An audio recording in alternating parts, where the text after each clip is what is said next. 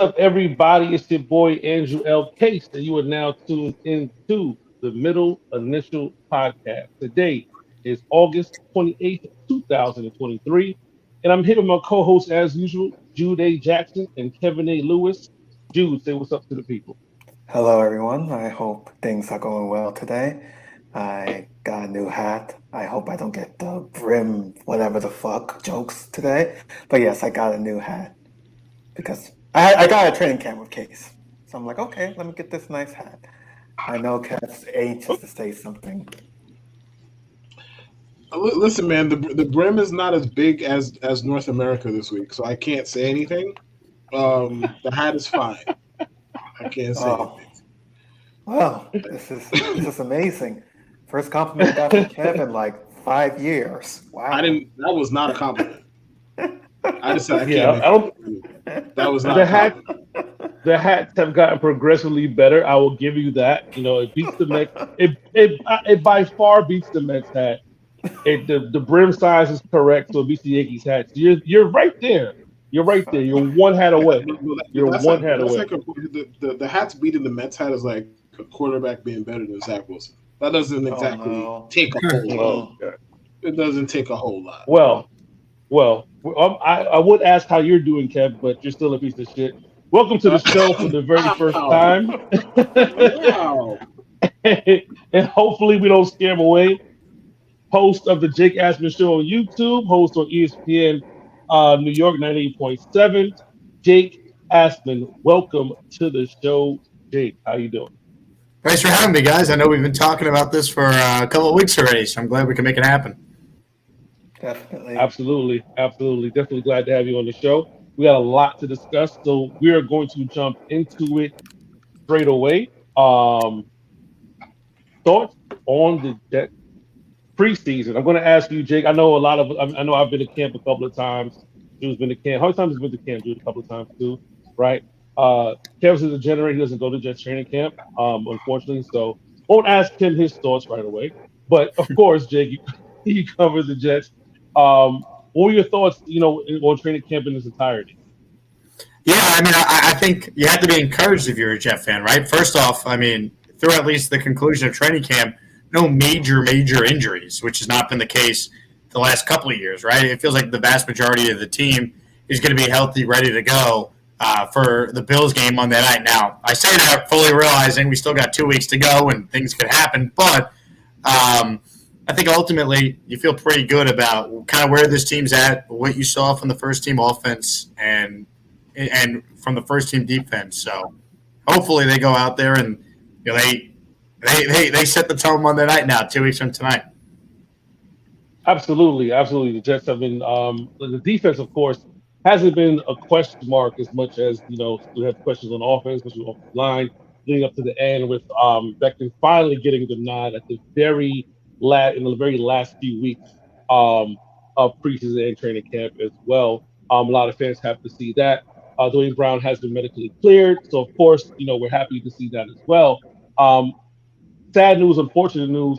Corey Davis preemptively retiring, very unexpected. What were your thoughts initially when you heard Corey Davis was calling it quit? And do you think this is football related, or this is just somebody who realized, hey, I just no longer have the desire and passion to play?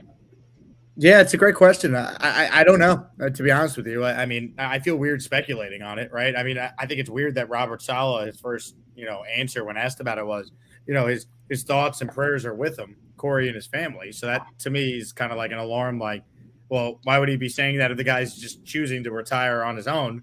But anytime you see a 28-year-old announce his retirement, who still has a lot left and can make over $10 million, I think you obviously you know, want to know why or you question it. But it's disappointing because I think Corey could have helped this team, but it's not catastrophic from the standpoint that I still think they have enough around Rodgers to still be able to go out there and score a lot of points. So hopefully no more injuries, right? Because then you start to really question the depth there. But I think for right now, going into week one, you feel pretty good about where they're at.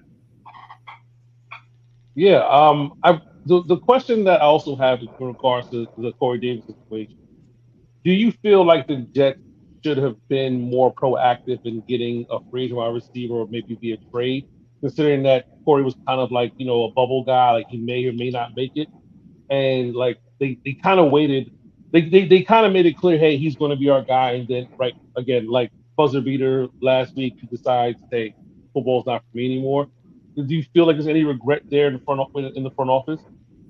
Well, they tried to get Odell Beckham, who would have obviously taken Corey Davis's spot on the roster. And once they didn't get OBJ, I just wonder, like, what other wide receiver could they have been in on that they chose not to sign? Like, they signed Lazard already. He got the second highest contract out of any wide receiver in free agency. Like, they were never really in on DeAndre Hopkins, doesn't sound like. So that maybe would be the only other guy. But, I mean, it kind of is what it is, right? Like, I think it's just an unfortunate set of circumstances. Thankfully, because of the three tight ends they have, because you signed Dalvin Cook and you have Brees coming back, I think they have enough playmakers, forget just receivers, just overall playmakers to kind of mask the fact that you're losing a pretty good player in Corey Davis. He's not a great player. He's a good player.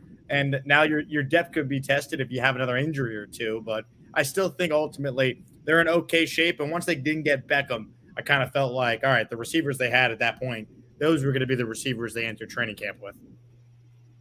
Before we move forward, make sure you guys are following us on Instagram and Twitter at MIPod9. Make sure you comment, rate, and subscribe to our YouTube channel, and make sure you support the pod. Jude, you wanted Aaron Rodgers to be in bubble wrap. You did want him to play the Giants. About the blitzes and oh my God, the Giants are tryhards and everything like that. From what you saw from those two series, Jude, after you panic vomited all over yourself. How did you feel after the Rodgers touchdown to Garrett Wilson? Well, I mean, it's pretty much going to be a lot of Rodgers to Garrett Wilson throughout the entire season, pretty much. Like, I know Kev's the big fantasy guy, but if there's any chance for you to draft Garrett Wilson high, you should draft Garrett Wilson high because I don't think anyone else has really quite earned his trust yet. I know he's being more patient and everything, but judging from like the Cobb comments and everything, and judging just from what we've seen, it's going to be the Garrett Wilson show, and that's fine. Garrett Wilson can do it, but yeah. But besides that, Rodgers looked good. He looked fine. He evaded the blitz. He did all of that stuff. I was like, okay, good. He's moving around. He didn't die upon getting hit, so that's great. That's what I like to see. That's all we ask for. So you weren't highly pissed off to the Giants for blitzing and everything like that? The thing with the Giants is that I just feel like playing stars versus Giants in preseason is always just the riskiest thing because for some reason the Giants go super hard in preseason versus the Jets. Every year they go super hard. And I feel like I've seen a decent amount of injuries from that game alone. Like I remember we talked about last week, but the Mark Sanchez thing. I remember Eli Manning getting his head gassed open like back in 2010. So like there's been some crazy fucking injuries that game. So yes. I was a little worried. If this was like versus the Bucks, I would be like, okay, go on, Rodgers.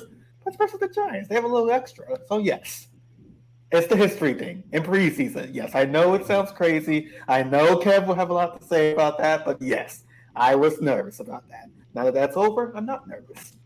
See how that works? Well, you know I was throwing the alley off the glass to Kev. So Kev, I know you have a rebuttal to Jude's concerns about last week's preseason game, but I also know you're excited about how Rodgers looked in the second series, not so much the first series. What were your overall thoughts from the final game of the preseason? First of all, bringing up preseason history is the lowest moment of this podcast. I just want to say that off rip. Bringing up I didn't want to play Rodgers because Eli got his head gashed open 10 years ago is insane. And I know I do a podcast with two history majors. And even that this just is a new level of insane that I can't even fathom. As far as the questions, not to veer too far off the damn topic, Rodgers did what Rodgers does, and Garrett Wilson did what Garrett Wilson does, and we have 17 good pass rushers on the Jets, which is great. I'm ready for the season to start. I don't really have a whole lot to add. There's nothing that was done there that shocked me. It was just Aaron Rodgers is good at football. I've been asking for a good quarterback and or a good pass rush on the Jets for 25 years. And I don't know what to do because we have them both at the same time now. So it's like I don't know what to do with myself. It's going to be fun on Sundays, I hope, at least. Like, God willing, everybody stays healthy. The wide receiver core is still a concern from a perspective, for me at least, from a perspective of Garrett Wilson twists his ankle, has to miss a couple weeks. I don't know about the rest of these dudes. Like Lazard is fine as the primary guy. We're talking about a whole different discussion. And I'm not going to get started on McCole Hardman. Nobody needs to hear my opinions. You know what I think about him. I think he stinks. Like we don't need to rehash that. And then besides that, what do you have? Like you're looking at what Randall Cobb playing a decent amount of snaps. I don't think Randall Cobb is cooked. I don't want to see Randall Cobb playing 40 snaps a game either. So it's either way. As long as Garrett is upright, he is going to eat, and the Jets' offense is going to be pretty good. So it's hard not to be optimistic about the team, even though I know the two people I host this podcast with will try their best to not be optimistic about the team. So there's that. Wow. Way to throw us under the bus for a company. You know what I mean? First time Jake's on the show. You can't tell me I lied though. You call us negative and history buffs. Like I'm not too sure. I like the tone. That is the foundation of the podcast, actually. So yes, I did. Wow. I don't like the tone. Crazy. I don't like the tone of your voice or the color of your hat. So, thoughts on the preseason, like you said, couldn't end sooner. A lot of heated, hefty debates in the Discord. Shout out to our Discord members. Shout out to our Patreon members. It's finally over. We can now, get rid of the overall negativity we had with the whole off season going into the Rodgers saga, going into the Beckham saga and stuff like that. A lot of the bad, heavy, nasty stuff. Okay, Kev, when I say we, I'm talking about people who were in conversation. You were part of that too. So I'm not like you're absolved of conversation. Please. I wasn't negative. You were part of the conversation. I didn't say I am. You said negativity. We can get over the negativity. We implies that everybody else is involved. So, my apologies, my liege. I forgot. You're the penultimate head of positivity for everything New York Jets. Forgive me. Thank you.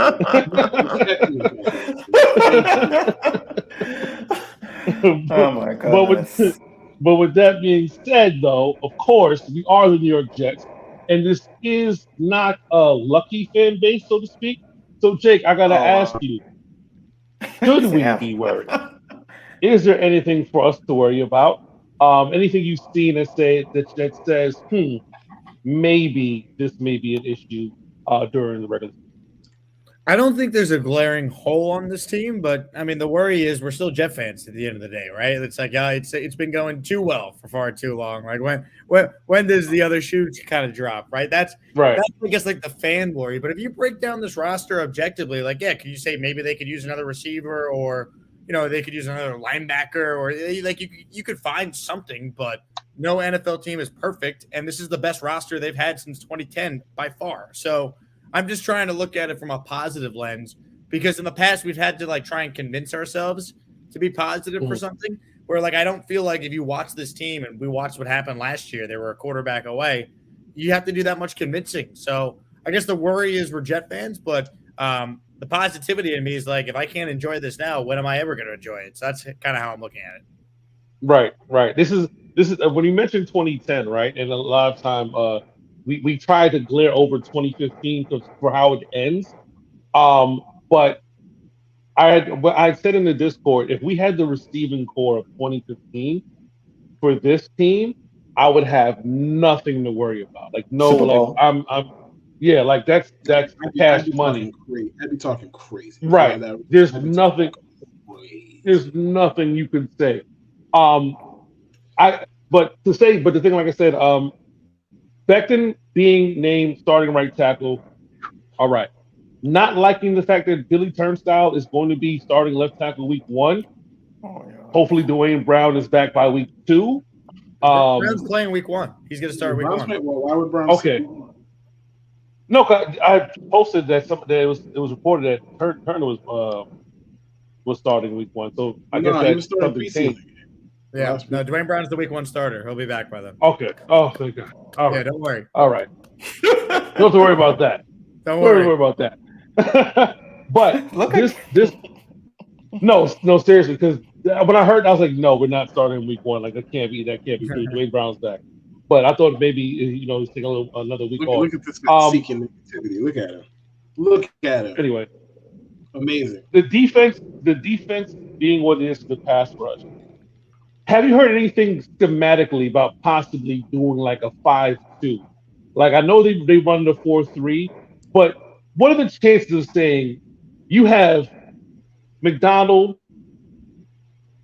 uh, McDonald, Johnson, Huff, JFM, and Quinnen all on the line at one point in time? Like, did you hear anything from Ulrich if there's going to be some extra spiciness on that defensive front? Because I feel like you can McDonald is versatile enough to put his hands on the ground, but also kind of stand him up in like a off 5-2 type of defense type of base if they want to really get all their best pass rushers in, especially on like maybe like a third and long or something like that. Are you hearing anything?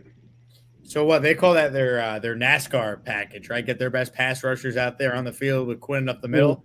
They did that a little bit last year. I guess the problem with that is they didn't have leads last year late in games, right? They were always trying to play catch up. So now if you get some leads with Rodgers at quarterback, I bet you see those type of packages where you're going to get some of your just pure pass rushers on the field. I mean, I'll tell you what though, the guy who needs to be on the field all the time, and I don't care when Carl Lawson comes back and he's healthy, Jermaine Johnson's going to play a ton more than he did last year. I think he will, but this guy is unbelievable. I think he's better than Carl Lawson now. So we'll see what happens when Lawson is back, if he's even going to play week 1. But, I mean, they got to get their best pass rushers on the field. Jermaine's one of them. Huff, McDonald, 100% could see a package like that coming. I thought you were going to say Huff because the way Huff was playing. Go ahead, Jay. I was going to say, this is a random thing, and I just thought about this now, but with Carl Lawson, this is going to sound super casual, but I don't feel like we've seen many highlights of him as a Jet like this past year. And we've already seen much more of like Jermaine Johnson, Bryce Huff, all those guys. Carl Lawson's just there. Like, I don't know, maybe it's just a casual take, but that's just he had the quietest 7 sacks because I think a lot of people didn't realize he had 7 sacks last season. It was a quiet.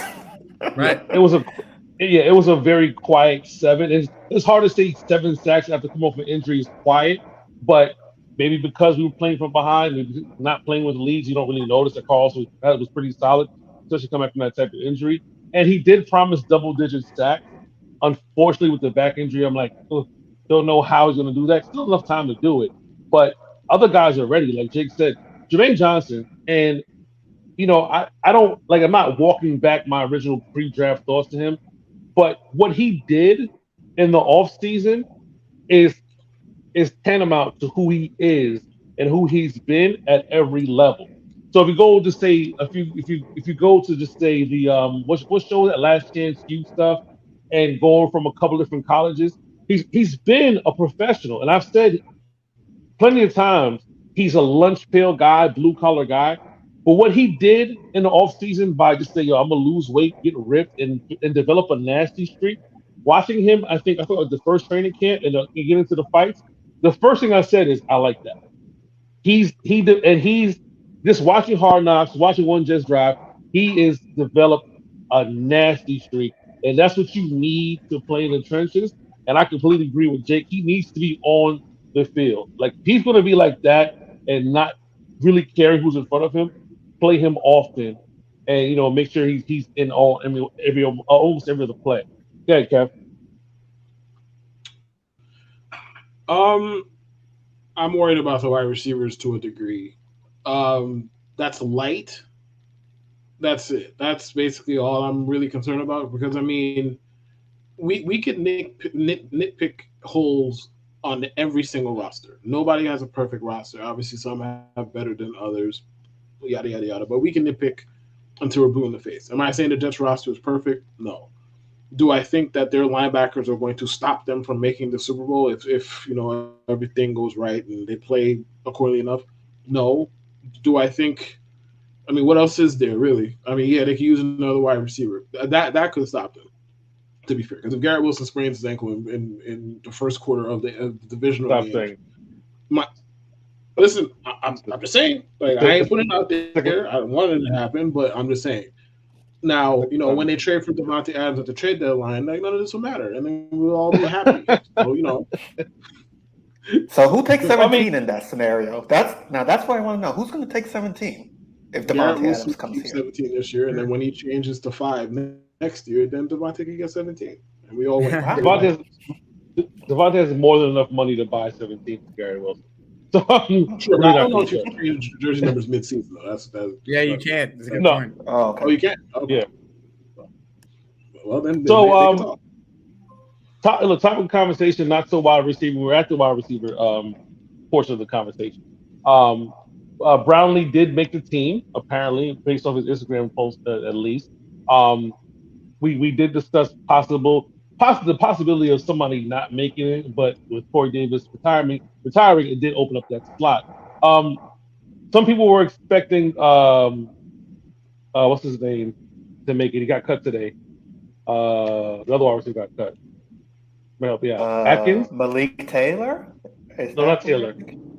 No, somebody got cut today. He had 2 touchdowns in preseason. I do not know. Forgot his name. We'll get to the cuts in a second.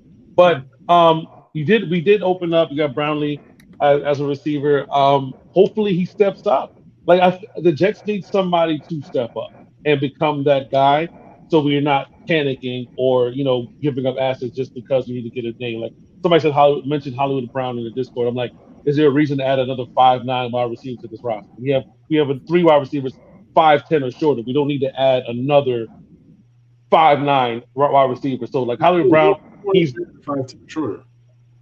Cobb is 5'10". Gibson is 5'9".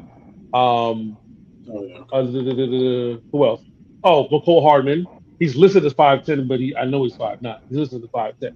So like Hollywood Brown, he's 5'9". Like getting Hollywood Brown doesn't make any sense, right? Especially if you're saying, all right, that's 4 guys under 5'10". You'd be leaving with Lazard. It's Hollywood Brown better than what we have. Yes, I did say that he's better than Hardman, but do you sign Hardman and trade for Brown? Like, well, McCole, you're gonna do what? He's not a Gibson right now looks to me like he can be a better version of Hardman. Like Gibson looks explosive. He looks shifty. You can probably find spaces for him in the offense if you wanted to do gadget plays. Like, are we kind of reaching the redundant phase where you say, let's get a Hollywood Brown? Go ahead, Jude. I do have an interesting point, and this is because of Aaron Rodgers. I think if Gibson makes a couple of catches and Aaron Rodgers lobbies to keep him on the field, we've talked a bit about how there might be coaching politics in the past couple of years with different players and whatnot. I think if Aaron Rodgers is here, that sort of stuff just goes away. It's going to be the Aaron Rodgers politics. If you can catch, if he can trust you, you're going to stay on that field. He can say whatever, but he's going to stay on that field. I mean, to add to your point, I mean that's how Lazard's entire career got started, and that's why Lazard is very, very rich right now. Like because Rodgers banged the table for him repeatedly. That's why we're here. So yeah, and so like I appreciate. So you'll probably be seeing like less coaching politics, if anything. Like if someone like we saw a couple of that Mims, and to be fair, Mims wasn't that good. But you get what I'm saying in the fact that if Gibson comes on there, scores a couple of touchdowns, or is in the exact right spot Aaron Rodgers needs him to be, he's going to be staying on that field. No ifs, ands, or buts. That's just how it is. And didn't Randall Cobb allude to that in Hard Knocks? He said, I think so. The ball. I think he played with him the longest. I think he slants a bit more towards the negative. Like, hey, if you're not in the right spot, you ain't gonna get shit. But I think that was the main takeaway. Like, if you ain't in the right spot, like you ain't gonna get the ball, bro. So be in the right spot. I mean, I'm kind of softening the blow because I mean he's pretty much saying catch it, or if you don't catch it, not gonna be there. And Aaron Rodgers kind of rebuffed that statement about him being the shouting guy. He doesn't want to be seen as the shouting guy anymore. He kind of wants to take like a more of a softer role. I'm going to put my case hat on for a little bit, so I have to get the tinfoil. Rodgers pretty much told Cobb to be like, hey, give them the messages I don't want to give. So if I'm like, hey, you guys aren't running the right routes, Cobb can just tell them that. And it looks great. It's a player coach, all of that stuff. That's my conspiracy. I don't think it's a tinfoil hat thing. That's not a conspiracy. I think that's actually a really good point. That's not a conspiracy. Like that's a good point. Like, hey, you deliver the message for me that this is how I am. If you want the ball, run the routes, catch the ball, it's going to be there 90% of the time. I don't want to say that because I have this new image to uphold, and I want to maintain that because I'm turning over a new leaf or I'm doing some good PR, whatever the case may be. But I'm pretty sure Aaron doesn't want to come across as a jerk, especially to the young guys. But Jake, how do you feel like the wide receiver depth chart plays out?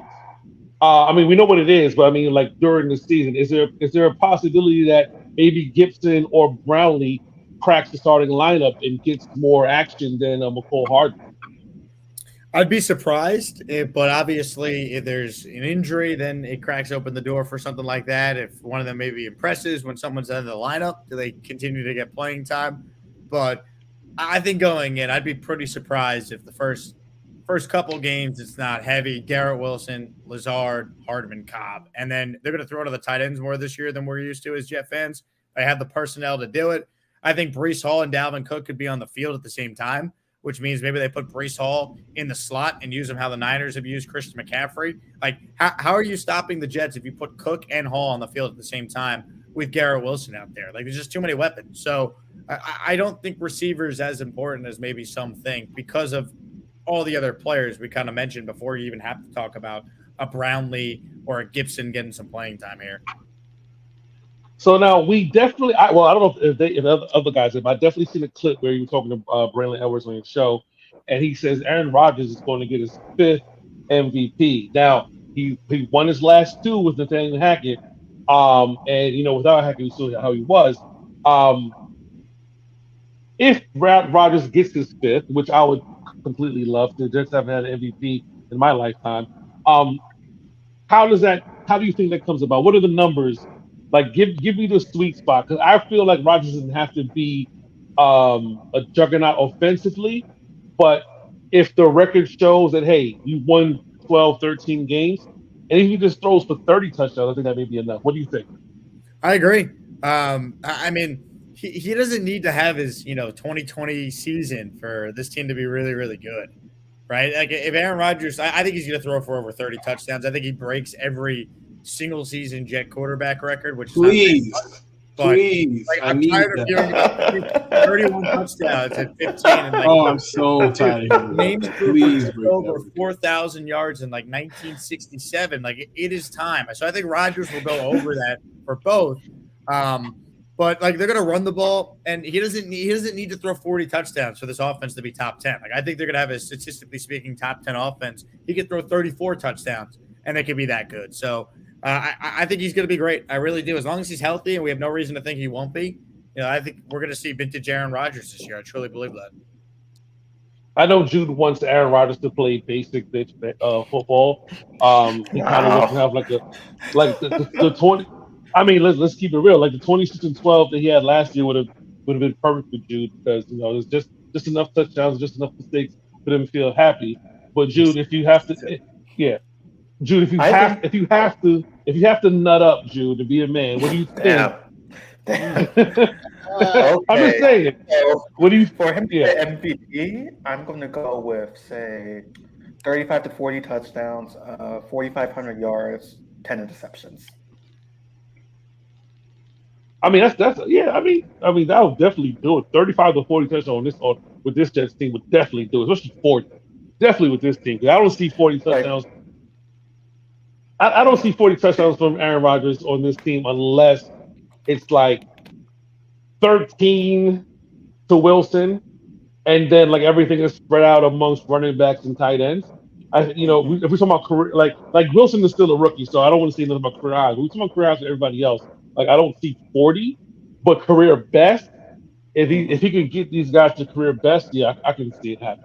Because look what he did. Look what he did in Green Bay. The offense was pretty much Devontae Adams, Aaron Jones, everybody else. So you're definitely looking at looking at Garrett. Yeah, it's not impossible, but to what Jake said, I don't know if 2020 is walking through that door. That's MVP. I don't think he's going to get that, but that's just for MVP. Kev, what do you think Rodgers will have to do to get that 5th MVP? Listen, if Rodgers scores 40 touchdowns, the Jets are going to be throwing the ball a lot from the 2-yard line. That's my only takeaway. Like, if they get to the 2-yard line, they start being like, all right, 8, do what you want to do, and he starts throwing. That's the only way I can see him getting to 40. As far as MVP, I could see him getting a narrative MVP, but I don't think he's going to throw the ball enough for that to be the case, because I think the Jets defense is going to lock people up. So I don't think, if they win 13 games, let's say that's the best case scenario, I think, right? We'd agree. They win 13 games. I don't see Rodgers throwing for 4,500 yards. I don't think he's going to have to throw the ball that much, personally. And I don't think the Jets really want him to throw the ball that much. Like they want to be a balanced offense, and if they're in positive game scripts, obviously they're going to run the ball, run the clock, yada yada yada. You get the drill. So I could see him if for some reason he did like have a wildly efficient season where he throws for 40 touchdowns on like 500 attempts. Could I see them being like, wow, look at this guy changing the culture? Could I see him being one of those MVP? Yeah, I could, but I don't think it's very likely. I would not put my hard-earned American dollars on it. No, I wouldn't. I wouldn't do that. But it's possible. It's not impossible. All right, Kev, to your point, I'm gonna put you on the spot. In those two MVP seasons, he didn't throw the ball that much. It's actually one of the like the it was actually one of the low on the lower end of the amount of times he's thrown the ball in a season. So those two MVP seasons, it was the totals were 526 and 531, and those are the lowest totals, pretty much damn near in the health in any full healthy season. So let's go over or under 515 attempts. Well, before I comment on that, were those totals in 16 or 17 games? I forget when they put the 17. Both for 16 games totals. Well, for 16. Last, okay, so yeah. Add an extra game. I'd probably say slightly under. Like, I could see him averaging around 29, 30 pass attempts a game. I think that sounds about right. Because the thing is, like, obviously, I mentioned the game script stuff and how good the Jets defense is. Also, like, Rodgers is ruthlessly efficient. Like, that's his game. That's his calling card. That's been his calling card. If that doesn't slip, which I don't think it's going to slip in a major enough way for it to matter, then yeah, he could put up really good numbers on 490 pass attempts, 500 pass attempts. He could put up, 4,000 yards doing that. Like, it's not impossible because he's done it before. So, Jude, over under 515. 515. I think I'll put it under because I'm going to echo what Kev said. The game scripts for most games should be good. There's only maybe like 2-3 teams that I'm like, okay, they're probably going to force Rodgers to throw. And that's all going to be early in the season compared to later in the season. We'll talk about the schedule predictions. But yeah, 2 to 3 games. But yeah, I'll put it slightly under. If everything goes as it should, theoretically, he shouldn't have to throw the ball that much. Hopefully. God willing. I know Jake has an answer. What's going on, Jake? Over or under 515 attempts? Over. Why not? We're just gonna air it out. We're gonna be like the greatest show on earth. Oh my goodness! Gracious. Listen, I'm gonna co-sign Jake just simply off of friends and say over. If the lowest you've thrown in a 16-game season is 531, and you end up throwing 542 last season at 17, like it's not like a big thing. Like Aaron Rodgers had one 600 passing season. That was back in 2016. He threw 610 passes, you know what I mean, which is ridiculous, and he still only had 7 interceptions. I think I'm more so paying attention to the interception percentage, because I know he doesn't make mistakes, but 2.2% for Rodgers, my guy, that just doesn't sound right when you're coming off of 0.8, 1.1%, 0.7, and 0.3. Like 4 years is just I don't make mistakes. So I'm looking more towards the interception percentage. And hoping it's going to be so, 10. God willing, it's going to be so fucking great. Hopefully everything goes right. Knock on wood, all that superstitious stuff. At the end of the season, you see single-digit interceptions. I will just be like, oh my God, finally. Imagine that. Also, Jude, I'm sorry. I just had to make this point of correction. You said a couple of times that Aaron Rodgers has slow starts. He started off 2024 games, 70% completion percentage, 13 touchdowns, no interceptions. So I don't know. I'm talking about the games, for example. Like there was a nasty game he had versus the Saints, and I want to say 2021 they got blown out pretty badly. Last year versus the Vikings got blown out. That's what I mean. Like the team might start. Well, yeah, with game 1, but then he turned around and had exactly. Yeah, so that's why I'm like, okay, that's why you didn't start in preseason. Like, okay. Deal with a nasty start, get it out the way, and then go from there. But we started in preseason, so maybe you don't have the nasty starts. I don't know. Kev's just rolling his eyes at me. Let's get to a part that's not too funny. Let's jump into the cuts real quick. A few guys got cut today. I don't have all of them. I don't know if I have all of them. But one name that stuck out for me was Dean, and we did say before in the Discord chat that there's going to be guys on defense that get cut that you're going to look at like, I wish he was on the team, and that's going to be like part of the harder cuts to make. I think that was the biggest one today so far, Dean. They did place Jimmy Moreland on IR and they released Greg Sanat, Pitta. I think the guy, I can't pronounce his last name, so I don't want to mess it up. Maybe Kevin knows how to pronounce it. Nick Vigil. Those are the first official cuts that was reported by Zach Rosenblatt. They waived undrafted free agent Claudin Perilous and somebody, and I think, Sam, can't pronounce the name either. Ugofin, not too sure. They did say that if Dean clears waivers, they expect to be in the practice squad, but he's talented. I don't think that happens. What do you think so far about the cuts, Jake? And are there any more coming up that's going to kind of feel like a kick to the chest? I think the kick to the chest cuts happened today, to quote you, like Bam Knight, Trey Dean. Yes, Bam. Like that Dean, I feel like was the one the fan base was like the most like disappointed in. But if we're talking about spots 50 through 53 on the roster, like I feel like we've come a long way, Jet fans. So I'm a little disappointed. Yes, we have. I'm not gonna lose sleep over it. You hope he doesn't become the next like Jason Pinnock, right? Dean goes to the Giants and he goes somewhere else and he becomes a long-term starting safety. But if for every Trey Dean, the Jets were able to find a guy like Tony Adams. So it's not like they haven't been able to find guys draft. He wasn't even drafted. He was an undrafted free agent. Franklin Myers. Guy was got on the waiver. Yeah. I mean, they got Barrios a couple years ago off the waiver wire too. So, I'm just not going to freak out over any of the cuts today. I think for the most part, it went as expected. Once they signed Dalvin Cook, kind of felt obvious Bam was going to be the outside guy looking in, that running back. Yeah, some people were thinking Michael Carter, but of course, with where he was drafted and everything like that. Hopefully, he has a more productive year. I don't know how good, seeing as he's going to be running back 3. So we'll see what they can do. Any cuts that stood up for you guys, Jude, Kev?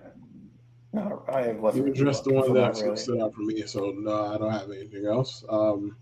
Yeah, and I think Michael Carter is remaining here simply because he was a 4th-round draft pick as opposed to being undrafted. I think that's the biggest reason. But no, nothing really stood out outside of that.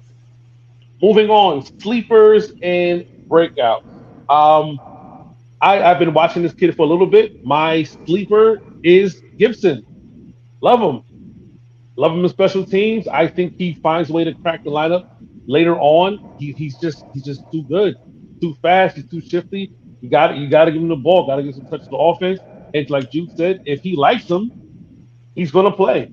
So that's one of my sleepers. Breakout season is easy as Garrett Wilson. But if I was to pick someone else, Jermaine Johnson, double-digit sack. Thank you for picking 2 when there's 4 people on the podcast trying to pick 2. really love that for us. Love it. It wasn't a one choice. You know what I mean? Pick who you want to pick. Thank you for picking 2. Thanks. So I know I picked Johnson for you. I'll pick Michael Clemens. I mean, he's definitely being slept on because I don't think he's being talked about nearly as much as say last year, for example. But hey, he should get his opportunity theoretically, and I think he has the mentality at the very least, if nothing else, to get to the quarterback. So I'm going to go with Michael Clemens. 4 sacks this year. 4 sacks. How about Thomas Morstead? He's a sleeper. We have a punter. No one's talking about the fact the Jets have a good punter now. We're sleeping on that. No more Braden Mann. I'm going Morstead. Oh my goodness. Actual good field position. Wow, amazing. Boy. Braden Mann, his biggest His biggest contribution was helping them win the Rams game at the end of 20. We saw how much that did for us, right, Jude? It's over. We don't have to talk about it anymore. No, of course we do. It's a podcast. We're talking about Jets things, and that's the Jets thing. Like they could have won 0 games, and we could have Trevor Lawrence instead of a 40-year-old right now. But they you really just reduced him to a 40-year-old. That's crazy. Is that That's not his crazy. age? He Is reduced that Aaron not his Rodgers age? to Is that not his age? But why are we reducing Aaron Rodgers to a 40-year-old? Because Trevor Lawrence is 24. That's why. It's over. Kev, That was do you 2020. have We're a in 2023. Anyway, all right. Anyways, sleeper, Jeremy Rucker. Simply because Oh, that's cool. the case named 17 people, so I don't know what you want me to do. oh? It's a Jeremy 53-man Rucker. roster. Pick somebody. Case named 17 people, so sorry. Jeremy Rucker. I think he has some ability. Obviously, Rodgers is here, should get the most out of whoever's playing at tight end. Maybe he doesn't see enough field to get that opportunity. That's very possible. But if he unseats Uzama, which shouldn't be the hardest thing in the world. Like Uzama's cool. He's not anybody to worry about in that sense. He could do some things. A breakout. What do you want me to say? I mean, you said JJ. I'll just repeat it. Yeah, JJ, because he looks like a man possessed. Say Sauce. Why do you say Sauce? He's the best corner of football. He already broke out. He said he wants to take. If you saw the clip today, they showed the mic up. I guess he was mic'd up or whatever on audio, going against was it Hyatt or whatever from the Giants, and he was like, "Why do they keep testing him?" He said, and somebody said, I wasn't looking when I said it, but somebody said because you don't take the ball away, that's why they keep testing. And Sauce did say he wants to take the ball away, so you could have picked him if you did your homework. All right. Anyway, I'll revise my breakout pick. Tony Adams. There you go. There you go. Make a decision, okay? Yeah, you picked 29 people, so I'm sorry that I was caught off guard by this. Apologies. I'm so sorry. Notice the number goes up every time I say it, right? you pick 40 people. You tell them 53-man roster. It's gonna be like 78 people. When it's all said and done, Jake, what is the Jets' final regular season record? 12-5 AFC East champions. Oh. Jude. Okay, so I'll be optimistic here. I'm going to go with probably 11-6. 11-6 at AFC East Championship on second place. That's optimism. 11-6. How many? Yeah, Kev. Wait, how many teams in the AFC East? It's 4 or 5. It's 5, right? It's 5. 4 in the and AFC. he just said, yeah, they might finish first or second. Like, okay, thanks. Like that's half of the standings. Thanks. So bold. Thanks. So brave. Give me 12-5. I think they finished second place in the East. Wow. How what? You just said the same thing. You just said second place. Brother, you said they're gonna finish first or second. That's half the fucking standings. You pick one. Pick one. Well, I mean, I wanted to hedge my bets a little bit just in case. Bruh, and that's why I said what I said. That see, I want to hedge my bets on a prediction on a podcast. You want to hedge your bets. Listen to yourself. I'm gonna go 12-5. I'm gonna go 12-5. They win the division. Simply because I feel the defensive line is way too good. A lot of people have us maybe struggling against Kansas City. I think Kansas City has their own problems, and when we come out there to play, we're going to play them very well. So, and it's early in the season, Kansas City Chiefs. Yeah, I'm going on that limb. I said it before. I've said it before. I feel like Kansas City is doing too much. You know what I mean? I feel like they can put anybody in wide receiver. I feel like they can put anybody running back or whatever because they have showed you they can. Okay, I get it. But as every other team improves and gets better, you have to also improve and get better. Like Mahomes is the best. He can't get any better than the best. And Kelsey's the best tight end. Actually. Okay. Mahomes threw 50 touchdowns without knowing how to read coverages. I think you're underselling him a little bit, and that feels impossible because I'm not trying to undersell him. I just think with football, and there is some sort of parity on every different level, especially saying not just records but performances year to year. I feel like what Kansas City is doing is a very dangerous rope to be like, we're going to just play these guys. Like the Patriots, remember, the Patriots had a drought of maybe what, like 7 years between championships or 8 years between It was championships, like even though they were really good. it was But what yeah, they won one in 03, right? 04. And then the next Yeah. one they won was 04. 14. So 14 Right. years.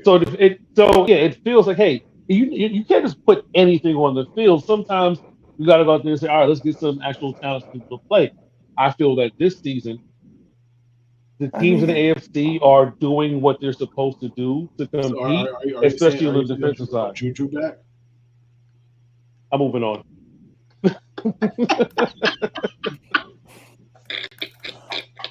I'm moving on. We're not getting to the Juju stuff anymore. The Juju stuff is done. We're not getting to that anymore. Yeah, much like the player. Make sure you guys comment, rate, and subscribe on the YouTube. Hit that like button, hit that share. And also make sure to follow us on MLPod69 on Instagram and on Twitter. And make sure you follow us on TikTok at middle_initial_pod. I had a great weekend. Went out to Atlantic City with my friends for my birthday. My birthday was the 20th, but I went out with a couple of friends. And we had a great time, hanging out, just catching up, having some drinks, getting a little adult activity. And of course, shout out to our sponsor. Dads are cool too. Shout out. Shop for your merchandise at www.dadsarecool2.com. Use promo code MIPOD69 to get 10% off of merchandise like this. Dads are cool too. The reason why this is important, I'm just inserting this nugget in here, because I did take some pictures just to chill out. I mean, took some pictures, but they came out really good. Uh-oh. So thank you for promotion. You know what I Wow. mean? This man really.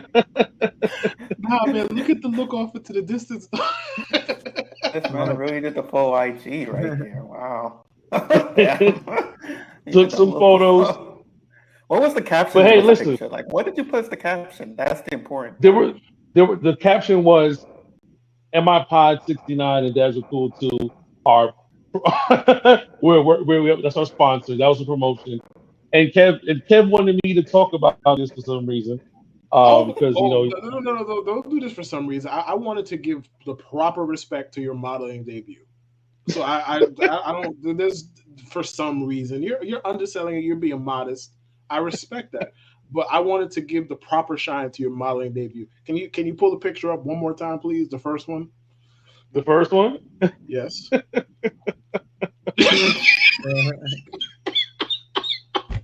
Look at that. Wow. You even got the stylish glare in your glasses and everything. Like, you got the stylish glare in your glasses.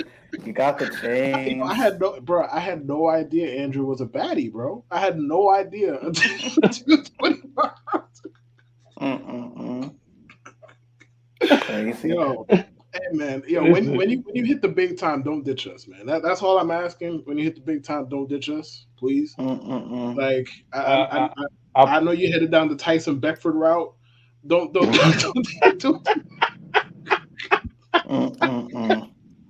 Listen, don't ditch us when you get there, bro. Please. Hopefully that photo leads to more sponsorship, at least more branding, more merchandise and stuff like that. So once again, dadsarecool2.com.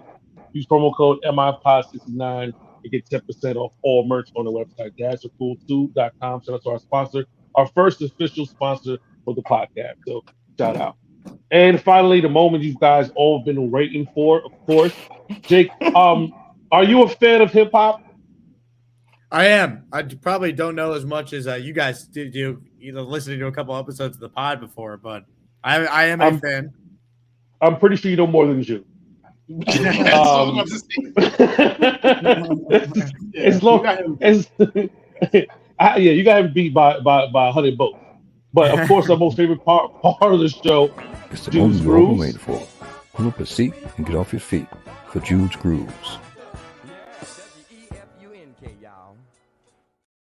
I'm going to read this. I did a quick read over it. Doesn't seem super crazy. So here it goes. It's our first time together, and I'm feeling kind of horny. Conventional methods of making love kind of bore me. I want to knock your block off, get my rocks off, blow your socks off, make sure your G-spot's soft. Okay? I'm call you Big Daddy and scream your name. Matter of fact, I can't wait for your candy raid. So what you're saying, I get my swerve on, bring it live, make it last forever. Damn, the kitty cat's tight. Is she calling her Big Daddy? Like, is that what's happening right now? Is this her singing and she's calling it Big Daddy? Because Yes, this is Jude. Yes. okay. Just want to make sure. I was just like a bit confused. Daddy, slow down your flow. Put on me like a G, baby. Nice and slow. I need a rough neck, nigga. Mandingo in the sack, who ain't afraid to pull my hair and spank me from the back. Okay. No doubt I'm the player that you're talking about. But do you really think that you can work it out? I guarantee, shorty, it's real, baby. Stick it out. Here comes the man of steel. That's an interesting euphemism. And now there's the chorus. Doing it and doing it and doing it well. Doing it and doing it and doing it well. Doing it and doing it and doing it well. I represent Queens. He was raised out in Brooklyn. Doing it and doing it and doing it well. Doing it and doing it and doing it well. Doing it and doing it and doing it well. I represent Queens. He was raised out in Brooklyn. Okay. This wasn't the worst one I've read, so that's No, I could actually get through it. No. Like, we had what, Slob on My Knob last week? That was way worse than this. That was, yeah. Oh man! Once again, man, shout out to Jude Grooves. Never fails us, even with the not so bad tame type of stuff. Jude never fails us. Jake, thank you for coming on, being a guest tonight, man. Appreciate you. Thank you for coming on. Inside joke, make sure you retweet this episode. We want no issues with you, all right? Oh my goodness. Not making that mistake. Jeez. Right. Can't do that. Make sure you follow Jake Asman at JakeAsmanShow or Jake Asman at Jake Asman. Definitely listen. When can you listen to you on ESPN? You're like filling in and out, right? Yeah, so the schedule's kind of up in the air. It's whenever they tell me they have a shift. Next time I'll be on ESPN 98.7 is Sunday, September 10th, 2 p.m. to 6 p.m. So right in the middle of week one, going to be doing a huge Jets-Giants 4-hour preview show because we got Giants on Sunday night against the Cowboys and Jets-Bills Monday night the next night. So that's the next time I'm on. I would have told you that was the next time I was on last week, and then I got a text from my boss saying, hey, can you do a show on Friday? So it's always subject to change if they have an emergency shift that opens up. 2 primetime games. This is the first time it's ever happened to Jets. Giants on Sunday night football and Jets on Monday night football. That may be the first time in a long time, if ever, opening week. Yeah, I think that is the first time. I think 2010 had happened because remember the Jets played Monday night football. They played the first ever Monday night game. Like 1 o'clock game. Yeah, but Jets played the first Monday night game, but I think the Giants played like the week 1. They played a day game. Yeah. I feel like it's happened before. I couldn't remember when. I mean, think about it. Both teams haven't been expected to be good in a very long time. Right. So, yeah, that's right. Crazy. Yeah. Right. So shout out, man. Appreciate you for taking the time for coming out with us. Anything else you want to leave the people with, Jake, before you go? Let's go Jets, man. If not now, then when? It's our time. Let's go. Yes. Let's go. Make sure you follow Kevin Lewis at KayleeW24. Make sure you follow him on Underdog Network. It's a great show, baseball show. What's the name of that show, Kev? The only teams that matter on Underdog, where I talk about my miserable Yankees. They got a big win today. Talks about his shut up. Coley talks about his Red Sox, and we address other baseball things. But Jude, shut up. I'll say it again. One time didn't do it enough justice. Shut up. Follow the very poetic MC Jude Truth at Jude Truth. Make sure you follow us on TikTok at middle_initial_pod. And make sure you follow us on Instagram and on Twitter at MIPod60. Appreciate you guys. We're out of here. Stay inspired by 69. JETA.